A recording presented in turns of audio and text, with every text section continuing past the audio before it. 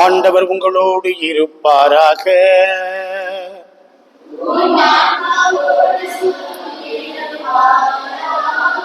Mark எழுதிய தூய நற்செய்தியிலிருந்து வாசகம்.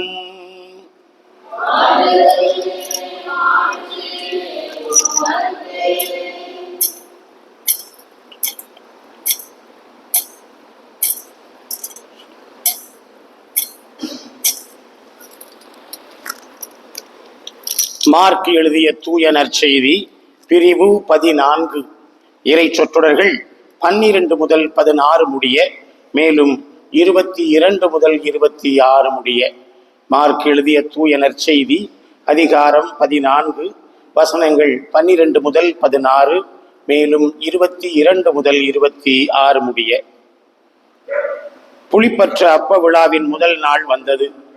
பாஸ்கா ஆட்டுக்குட்டியை பலியிடும் அந்நாளிலே இயேசுவின் சீடர், நீர் பாஸ்கா விருந்துண்ண நாங்கள் எங்கே சென்று ஏற்பாடு செய்ய வேண்டும் என விரும்புகிறீர் என்று கேட்டார்கள். அவர் பின்வருமாறு கூறி தம் சீடருள் 2 அனுப்பினார். நீங்கள் புறப்பட்டு நகருக்குள் செல்லுங்கள். மண்குடத்தில் தண்ணீர் சுமந்து கொண்டு ஒரு ஆள் உங்களுக்கு எதிரே வருவார். அவர் பின்னே செல்லுங்கள். அவர் எந்த வீட்டுக்கு செல்லுகிறாரோ அந்த வீட்டின் உரிமையாளரிடம், நான் என் சீடர்களோடு பாஸ்கா விருந்து உண்பதற்கான என் அறை எங்கே என்று போதகர் கேட்கச் சொன்னார் என கூறுங்கள். அவர் மேல் மாடியில் ஒரு பெரிய அறையை காட்டுவார். அது தேவையான வசதிகளோடு தயார் நிலையில் இருக்கும். அங்கே நமக்கு ஏற்பாடு செய்யுங்கள். சீடர்கள் சென்று நகரை அடைந்து தங்களுக்கு அவர் சொல்லியவாறே அனைத்தையும் கண்டு பாஸ்கா விருந்துக்கு ஏற்பாடு செய்தார்கள். அவர்கள் உண்டு கொண்டிருந்த பொழுது இயேசு அப்பத்தை எடுத்து கடவுளை போற்றி அதை பிட்டு அவர்களுக்கு கொடுத்து, இதை பெற்றுக்கொள்ளுங்கள், இது எனது உடல் என்றார். பின்பு இயேசு கிண்ணத்தை எடுத்து கடவுளுக்கு நன்றி செலுத்தி அவர்களுக்கு கொடுத்தார். அனைவரும் அதிலிருந்து பருகினர். அப்பொழுது இயேசு அவர்களிடம், இது எனது உடன்படிக்கையின் இரத்தம், பலருக்காக சிந்தப்படும் இரத்தம். இனிமேல் இறையாட்சி வரும் அந்நாளில்தான் நான் திராட்சை பழ ரசத்தை குடிப்பேன். அதுவரை ஒருபோதும் குடிக்க மாட்டேன் என உறுதியாக உங்களுக்கு சொல்லுகிறேன் என்றார். அவர்கள் புகழ் பாடல் பாடிவிட்டு ஒலிவ மலைக்கு சென்றார்கள். ஆண்டவரின் அருள் வாக்கு.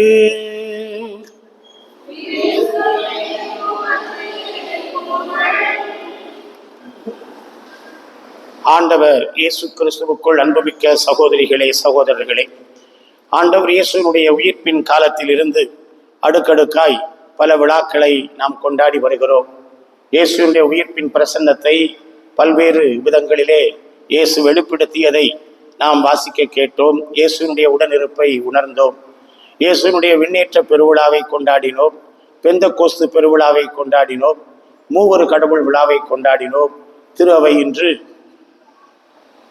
கிறிஸ்துவின் தூய்மை மிகு திருவுடல் திருரத்த பெருவிழாவை கொண்டாடுகிறது. வருகிற வெள்ளிக்கிழமை இயேசுவினுடைய திரு இருதய பெருவிழாவை கொண்டாடுகிறது.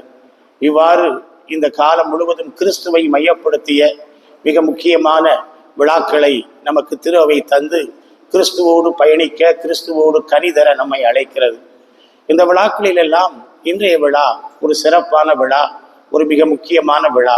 ஏனென்றால் இந்த விழா கடவுள் நமக்கு தந்த கொடை, கிறிஸ்துவனுடைய பிரசன்னத்தை, கிறிஸ்துவனுடைய உடனிருப்பை, கிறிஸ்து எந்நாடு நம்மோடு வாழுகிறார் என்கின்ற அந்த அனுபவத்தை நமக்கு தருவதற்கு அவர் அடையாளமாய் விட்டு சென்ற நற்கருணை பெருவிழா. அன்புமிக்கவர்களே, அப்படிப்பட்ட ஒரு நற்கருணை பெருவிழாவை இன்றைக்கு கொண்டாட திரு அவை அழைப்பு விடுத்திருக்கிறது. பழைய ஏற்பாட்டிலே விடுதலை பயணம் 33ஆம் அதிகாரம் 7 முதல் 21 முடிய உள்ள வசனங்களை நாம் வாசித்து பார்த்தால், மோசே 40 ஆண்டு பாலைநில பயணத்திலே அவர் செல்லுகிற இடத்திலெல்லாம் மக்கள் தங்குவதற்கான கூடாரங்களை அடிக்கிற பொழுது ஆண்டவருடைய உடன்படிக்கை பேழை தங்குவதற்கு அது தனியாக ஒரு கூடாரத்தை அடிப்பார். அதற்கு பெயர் சந்திப்பு கூடாரம் என்று பெயர். அந்த சந்திப்பு கூடாரத்திலே உடன்படிக்கை பேழை வைக்கப்பட்டிருந்தது. கடவுள் சொல்லி செய்த உடன்படிக்கை பேழை. அதற்குள்ளே 3 பொருட்கள் வைக்கப்பட்டிருந்தன. அதை குறித்து தெளிவான படிப்பினையை புதிய ஏற்பாட்டில் தான் நாம் பார்க்கிறோம். பழைய ஏற்பாட்டில் ஆங்காங்கே சொல்லப்பட்டாலும் புதிய ஏற்பாட்டில் அது நமக்கு தொகுத்து சொல்லப்பட்டிருக்கிறது. எபிரேயருக்கு எழுதப்பட்ட திருமுகம் 9ஆம் அதிகாரம் 4ஆம் வசனம். அதில் பொன் தூபப்பீடமும் முழுவதும் பொன் தகடு வேய்ந்த உடன்படிக்கை பேழையும் இருந்தன. இப்பேழையில் மன்னா வைக்கப்பட்டிருந்த பொற்சாடியும் ஆரோனின் தளிர்த்த கோலும் உடன்படிக்கையின் கற்பலகைகளும் இருந்தன. பேழையின் மேலே மாட்சிமிகு கிருபைகள் இரக்கத்தின் இருக்கைக்கு நிழலிட்டு கொண்டிருந்தன என்று அவர் குறிப்பிடுகிறார். உடன்படிக்கை பேழை கடவுள் சொல்ல சொல்ல சித்தி மரத்தினால் அது செய்யப்பட்டு பொன் தகடுகளால் வேயப்பட்டு அழகுற காட்சி அளித்தது. அதற்குள்ளே 3 பொருட்களை வைத்திருந்தார்கள். 1, 2 பொற்கலசங்களிலே ஆண்டவர் அற்புதமாய் அவர்களுக்கு வானத்திலிருந்து பொழிந்த மன்னா. 2, ஆரோனின் கைகளில் தளிர்த்த கோல், ஒரு மரக்குச்சி. 3வது, மோசேக்கு கடவுள் தந்த 10 கற்பனைகள் 2 கற்பலகைகளில் எழுதப்பட்டிருந்தன. அந்த 2 கற்பலகைகள், இதை வேறு வார்த்தைகளில் சொல்ல வேண்டுமென்றால் 2 கலயங்களிலே சோறு, ஒரு மரக்குச்சி, 2 கற்பலகை. வெற்று கண்களால் பார்ப்பவர்களுக்கு அவை சோறு, குச்சி, கல்லு என்றுதான் கண்களுக்கு தெரியும். ஆனால் அன்புமிக்க சகோதரிகளே, சகோதரர்களே, அந்த பேழைக்கு மேலே கெருபுகளின் இருக்கைகள் இருந்தன. 2 சமணசு உருவங்களை செய்து வைக்குமாறு ஆண்டவர் சொன்னார். அதன் நடுவே ஓர் இருக்கை இருந்தது. அந்த இருக்கைக்கு பெயர் இரக்கத்தின் இருப்பிடம் அல்லது கிருபாசனம் என்று பழைய தமிழிலே சொல்வார்கள். கடவுளுடைய அருள், கடவுளுடைய அன்பு, கடவுளுடைய பேரிரக்கம் அங்கிருந்து புறப்பட்டு வந்து மக்களை காத்தது. வெற்று கண்களால் பார்ப்பவர்களுக்கு அது ஒரு பெட்டி, அது ஒரு சப்பரம், அது மரத்தினால் செய்யப்பட்ட ஒரு அலங்கார தேர். ஆனால் விசுவாச கண்கள் கொண்டு பார்ப்பவர்களுக்கு அது கடவுளுடைய பிரசன்னம். அதான் மிகவும் முக்கியமான ஒன்று. ஆகவேதான் இந்த விடுதலை பயணம் 33ஆம் அதிகாரம் நமக்கு பொருள் உள்ளதாய் அமைகிறது. மோசே பாளையத்துக்கு வெளியே கூடாரத்தை தூக்கிச் செல்வதும் பாளையத்திற்கு வெகு தூரத்தில் கூடாரம் அடிப்பதும் வழக்கம். அதற்கு அவர் சந்திப்பு கூடாரம் என்று பெயரிட்டார். அடுத்து கவனியுங்கள், ஆண்டவரை தேடும் யாவரும் பாளையத்துக்கு வெளியேயுள்ள சந்திப்பு கூடாரத்திற்கு செல்லுவர். மோசேயும் அங்கே செல்வார். மோசே செல்லுகிற பொழுது கடவுளுடைய பிரசன்னம் மேகமாய் இறங்கி வந்து அந்த இடத்தை நிரப்பும். கடவுளுடைய பிரசன்னம் அதில் இருப்பதை மக்கள் உணர்ந்தார்கள், அனுபவித்தார்கள். எப்படி? அவர்கள் அனைவரும் தங்கள் தங்கள் வாசலில் நின்று வணங்கி தொழுவார்கள். அந்த பிரசன்னம் அங்கே நிரப்புவதை அவர்கள் பார்த்து கொண்டே இருப்பார்கள். மோசே உள்ளே சென்று அவர் கடவுளிடத்தில் பேசுவார்.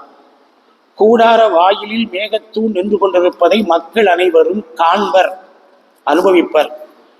அப்போது அவரவர் கூடார நுழைவாயில் நின்று கொண்டே மக்கள் அனைவரும் வணங்கி தொழுவர். வசனம் 11 பாருங்கள். ஒருவன் தன் நண்பனிடம் பேசுவது போலவே ஆண்டவரும் முகமுகமாய் மோசேயிடம் பேசுவார். இதுதான் மிக முக்கியம். வெற்று கண்களால் பார்ப்பவர்களுக்கு அங்கே இருப்பது 2 கல்லு, 2 கலயத்தில் சோறு, ஒரு மரக்குச்சி, அதுக்கு மேல ஒரு சமண சுரூபம். ஆனால் விசுவாச கண்கள் கொண்டு பார்ப்பவர்களுக்கு அங்கே கடவுளுடைய பிரசன்னம். அதை மக்கள் உணர்ந்தார்கள், அனுபவித்தார்கள், வணங்கி தொழுதார்கள். மோசே உள்ளே சென்று அவர் கடவுளோடு பேசினார். எப்படி பேசினாராம்? ஒரு மனிதன் தன் நண்பனிடத்திலே பேசுவதைப் போல, தன் உள்ளத்தை திறந்து அளவலாவதைப் போல, தன் கஷ்டங்கள், பாரங்கள், மன துயரங்கள், இன்பங்கள் அனைத்தையும் பகிர்ந்து கொள்வதைப் போல ஆண்டவரிடத்திலே மோசே பகிர்ந்து கொள்ளுகிறார். 6 லட்சம் மக்களை வழிநடத்தி கொண்டு வருகிறார். எவ்வளவோ இடர்பாடுகள், எவ்வளவோ எதிர்பார்ப்புகள், அந்த பாலினத்திலே எவ்வளவோ தடைகள், அத்தனையும் அவர் கொட்டி தீர்க்கிறார். வழிநடத்துவதற்கு தேவையான தலைமை பண்பை அவரிடத்திலே கேட்கிறார். 6 லட்சம் மக்களுக்கு உணவு கொடுக்க வேண்டும், அத்தனையும் அவர் ஆண்டவரிடத்திலே அவர் கேட்கிறார். இந்த உடன்படிக்கை பேழையில் ஆண்டவருடைய பிரசன்னம் அவர்களை வழி நடத்திற்று. அதை பிற்காலத்திலே பிளாஷ்பேக்கில் அந்த மக்கள் நினைவு கூறுகிறார்கள். எடுத்துக்காட்டாக நெகேமியா புத்தகம் 9ஆம் அதிகாரம் முழுவதையும் நீங்கள் வாசித்து பார்க்க வேண்டும். அதிலே வாசிக்கும்படியாக நான் ஒரு சில வசனங்களை உங்களுக்கு கோடிட்டு காட்ட விரும்புகிறேன். வசனம் 17. அவர்கள் செவி கொடுக்க மறுத்ததுமல்லாமல் அவர்கள் நீர் செய்த அருஞ்செயலை நினைத்து பார்க்கவில்லை. வணங்கா கழுத்தினராய் கலகம் செய்து அவர்கள் அடிமை வாழ்வுக்கு அவர்கள் செல்ல முற்பட்டார்கள். ஆனால் நீரோ இரக்கம் உடையவராய் அவர்களை தள்ளிவிடவில்லை. வசனம் 17. வசனம் 19 முதல் உள்ள பகுதிகளை நீங்கள் பாருங்கள். நீரோ பேரிரக்கத்தினால் அவர்களை பாலை நிலத்தில் கைவிட்டு விடவில்லை. பகலில் வழிநடத்தி வந்த மேகத்தூணையும் அவர்கள் செல்ல வேண்டிய பாதையை இரவில் காட்டி வந்த நெருப்பு தூணையும் அவர்களை விட்டு விலக்கவில்லை. அவர்களுக்கு அறிவு போற்ற உமது நல்ல ஆவியை கொடுத்தீர். உமது மன்னாவை அவர்களுக்கு உண்ண கொடுக்க நீர் மறுக்கவில்லை. அவர்களின் தாகத்திற்கு தண்ணீர் கொடுத்தீர். 40 ஆண்டுகளாய் பாலை நிலத்தில் அவர்களை பராமரித்தீர். அவர்களுக்கு எந்த குறையும் இல்லை. அவர்கள் ஆடைகள் கிழிந்து போகவும் இல்லை. அவர்கள் கால்கள் கொப்பளிக்கவும் இல்லை. எந்த குறையும் இல்லாமல் அறிவையும் புகட்டி உணவையும் புகட்டி தண்ணீரும் கொடுத்து அவர்கள் கால்கள் வந்து போகாமல் ஆடைகள் கசங்கி போகாமல் அற்புதமாய் ஆச்சரியமாய் அதிசயமாய் 40 ஆண்டுகள் ஆண்டவர் அவர்களை வழி நடத்தினார் என்றால் அந்த ஆண்டவருடைய உடனிருப்பை பிரசன்னத்தை அன்றைக்கு இஸ்ரேல் மக்கள் இந்த உடன்படிக்கை பேழையிலே கண்டு கொண்டார்கள். இது பழைய உடன்படிக்கை. இன்னைக்கு நாம் வாசிக்க கேட்ட முதல் வாசகத்துல ஆண்டவர் மோசே மூலமாக சொல்லுகிறார், உங்களோடு உடன்படிக்கை செய்து கொள்ளுகிறேன், நாங்கள் அதற்கு கீழ்ப்படிவோம் என்று அவர்கள் சொன்னார்கள். கீழ்ப்படிந்தார்களா? இல்லை, மறுத்து விட்டார்கள், மறந்து விட்டார்கள். ஆண்டவர் ஆதலால் தான் இனி உங்களோடு ஒரு புதிய உடன்படிக்கையை நான் மேற்கொள்ள வருகிறேன். அது வெறும் மிருகங்களினால் ஆன பலியினால் இரத்தத்தினால் ஏற்படுத்தப்படுகிற உடன்படிக்கை அல்ல, கிழித்து போடப்படுகிற உடன்படிக்கை அல்ல, மாறாக நித்தியத்துக்குமான உடன்படிக்கை. அந்த பழைய உடன்படிக்கையிலேயே இப்படி ஆண்டவர் பாதுகாத்து வழிநடத்தினார் என்றால் புதிய உடன்படிக்கையின் மேன்மை எப்படி இருக்கும்? அதைத்தான் எபிரேயருக்கு திருமுகம் எழுதிய ஆசிரியர் ஆச்சரியப்படுகிறார். பழையதின் மேன்மையே அப்படி இருந்ததே, அப்போ புதிய உடன்படிக்கையின் மேன்மை எப்படி இருக்கும்? புதிய உடன்படிக்கை என்ன? அதைத்தான் இன்றைக்கு 2ஆம் வாசகத்திலும் நற்செய்தி வாசகத்திலும் நாம் கேட்டோம்.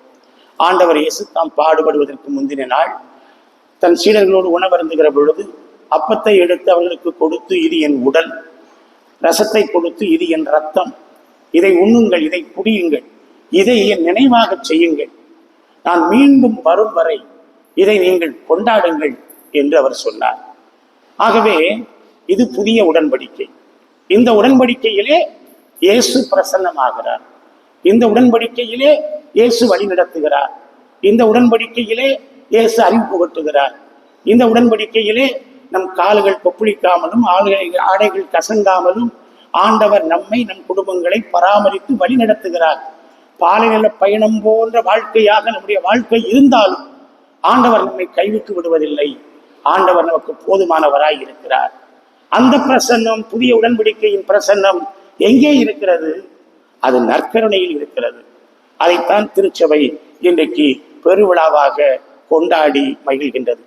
இத்தகைய இந்த பெருவிழாவை அன்புமிக்கவர்களே நாம் நம்முடைய உள்ளத்திலே எப்பொழுதும் நன்றியுடன் நினைத்து பார்க்க வேண்டும். மனித வாழ்வு உறவுகளால் ஆனது. ஒரு கல்லூரியிலே தமிழாசிரியர் பாடம் நடத்தி கொண்டிருந்தார். மாணவர்களை பார்த்து கேட்டார், மாணவர்களே, காதலுக்கும் பாசத்திற்கும் என்ன வித்தியாசம் என்று கேட்டார். அப்பொழுது ஒரு மாணவன் எழுந்து சொன்னான், ஐயா, உங்கள் மகள் கனிமொழி மீது நீங்கள் வைத்திருப்பதற்கு பெயர் பாசம், அவள் மீது நான் வைத்திருப்பதற்கு பெயர் காதல் என்று அவன் சொன்னான். அன்பு என்கின்ற அந்த ஓர் உறவினை பல்வேறு வார்த்தைகளில் நாம் புரிந்து கொள்கிறோம். நட்பு என்கிறோம், பாசம் என்கிறோம், பற்று என்கிறோம், பக்தி என்கிறோம், காதல் என்கிறோம், பல வடிவங்களிலே நாம் சொல்லுகிறோம். கடவுள் மனுக்குலத்தின் மீது வைத்த அன்பு பேரன்பு. அந்த அன்பு உடன்படிக்கையின் அன்பு.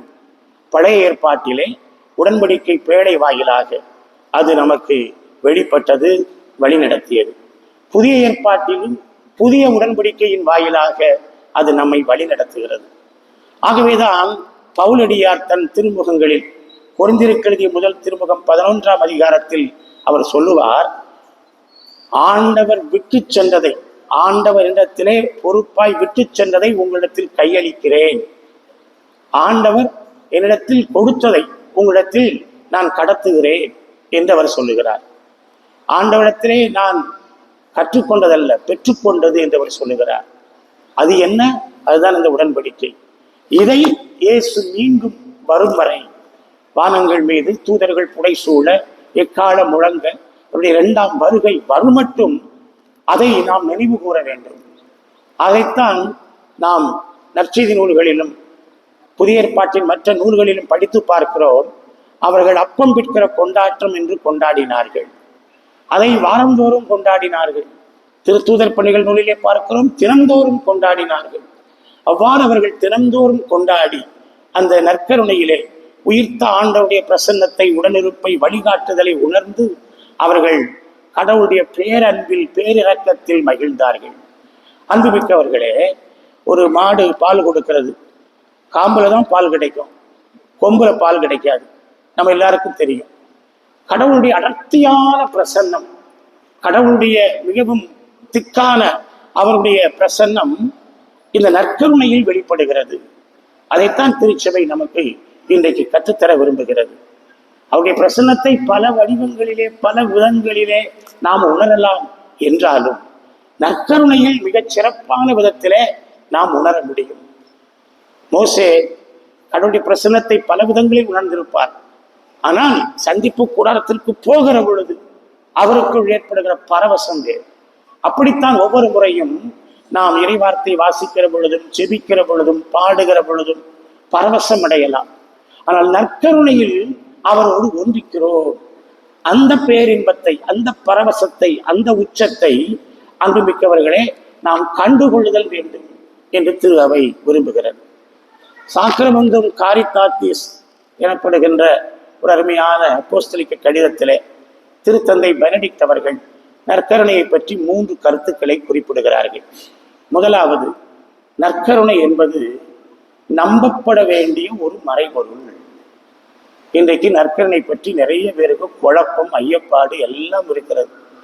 ஆனால் முதலாவதாக இறைவார்த்தையின் ஒளியில் நற்கருணை என்பது நம்பப்பட வேண்டிய ஒரு மறைபொருள்.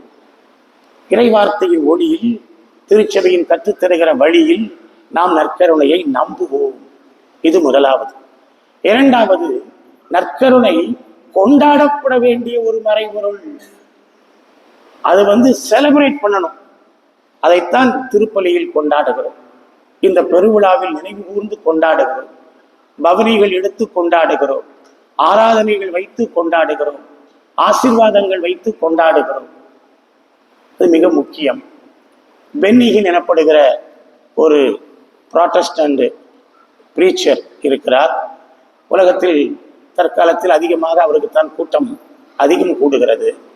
அவர் பேசியதாக இணையதளத்தில், யூடியூப்பில் ஒரு செய்தி ஓடுகிறது. நீங்கள் பென்னிகின் நான் யூக்கரிஸ்ட் என்று டைப் அடித்து பார்த்தால் இந்த செய்தி உங்களுக்கு கிடைக்கும். அவர் அதில் சொல்லுகிறார், உலகத்தில் அதிகமான புதுமைகள் எங்கே நடக்கிறது, உலகத்தில் அதிகமாக அற்புதங்கள் எங்கே நடக்கின்றன, மிகவும் திட்டமிடப்பட்டு கூட்டப்படுகிற, தயாரித்து கொண்டாடப்படுகிற நற்செய்தி கூட்டங்களிலா, சுவிசேஷ கூட்டங்களிலா, அல்லது பல வகையான நற்செய்தி கூட்டங்களிலா என்று அவர் கேட்கிறார். நிறைய புராட்டஸ்டன்ஸ், நிறைய பெண்டகாஸ்டல்ஸ் மீட்டிங்ஸ் நடத்துகிறாங்க, நற்செய்தி கூட்டங்கள் எல்லாம் போடுறாங்க, அங்கெல்லாம் அற்புதம் நடக்குதா என்று அவர் கேள்வி கேட்கிறார். கேள்வி கேட்டுட்டு அவர் செய்கிறார், எங்கள் நிறுவனம் ஒரு ஆராய்ச்சி செய்தது. அந்த ஆராய்ச்சி வியத்தகு முடிவை கொண்டு வந்து தந்திருக்கிறது. என்ன தெரியுமா? உலகத்தில் அதிகமான அற்புதங்கள் கத்தோலிக்க திருச்சபையில், திருப்பலியில் நற்கருணையை பெற்றுக்கொண்ட பிறகு நடக்கிறது என்று அவர் பதிவு செய்கிறார். இதை நீங்கள் இணையதளத்திற்கு சென்று படித்து பார்க்கலாம், நீங்கள் காதால் கேட்டு பார்க்கலாம். ஆய்வின் முடிவு அது. ஏனென்றால் நற்கருணையில் ஆண்டவர் உண்மையாகவே இருக்கிறார் என்று கத்தோலிக்கர்கள் இறைவார்த்தையின் ஒளியில் நம்புகிறார்கள் என்று அவர் பதிவு செய்கிறார். நிறைய பேர் அது ஒரு அடையாளம், அது ஒரு சும்மா அப்படிதான் என்று நினைத்துக் கொள்ளுகிறார்கள். அப்படி அல்ல. இறைவார்த்தை கற்றுத்தருகிறபடி அதில் ஆண்டவர் உண்மையாகவே பிரசன்னமாகி இருக்கிறார் என்று கத்தோலிக்கர்கள் நம்புகிறார்கள். ஆகவே நற்கருணையை பெற்று அவர்கள் இன்னொரு கிறிஸ்துவாக அனுபவிக்கிற அந்த உறவாடும் அனுபவத்தில், அந்த மெய்சிலிருக்கும் அந்த பேரின்பத்தில் அவர்கள் புதுமைகளுக்கு மேல் புதுமைகளை பெற்றுக் கொள்ளுகிறார்கள் என்று அவர் பதிவு செய்கிறார். அன்புமிக்கவர்களே, மிகப்பெரிய புராட்டஸ்டன்ட் பிரீச்சரிடமிருந்து வந்திருக்கிற ஒரு பெரிய சான்று. இப்படி நம்முடைய கைமேல் கண்ட விருந்தாக நற்கருணை இருக்கிற பொழுது நாம் அந்த அனுபவத்தை விட்டுவிட்டு வெளியே பல்வேறு இடங்களுக்கு சென்று இறை அனுபவம் கிடைக்குமா, இறைவாக்கு கிடைக்குமா, எனக்கு குறி சொல்வார்களா, எனக்கு நல்வாக்கு சொல்வார்களா என்று அலைவது எதற்காக? மோசையை போல நாம் சந்திப்பு கூடாரத்திற்கு செல்லுதல் வேண்டும். வெற்றுக்கண்களால் பார்ப்பவர்களுக்கு அது ஏதோ ஒரு கூடாக தெரியலாம், அல்லது ஒரு ரொட்டி துண்டாக தெரியலாம். விசுவாச கண்கள் கொண்டு பார்க்கிறவர்களுக்கு அது இரக்கத்தின் இருப்பிடம், கிருபாசனம், கடவுளுடைய பிரசன்னம், கடவுள் வழி நடத்துகிற அற்புதமான அவருடைய உடல் இருப்பு, அவருடைய பேரன்பு, அவருடைய பேரிரக்கம். அப்படிப்பட்ட மாபெரும் கொடையை ஆண்டவர் இன்றைக்கு நமக்கு தந்திருப்பதற்காக நாம் நன்றி செலுத்துவோம். அவரை அடிக்கடி உட்கொள்வோம், அவரை கொண்டாடுவோம். அந்த நற்கருணை சுட்டி காட்டுகிற விழுமியங்களை நாம் வாழ்வாக்குவோம். அந்த நற்கருணை நாதரின் நம்பிக்கையில் நம்முடைய வாழ்க்கை, விசுவாச பயணம் தொடர்ந்து வளரட்டும். ஆமென்.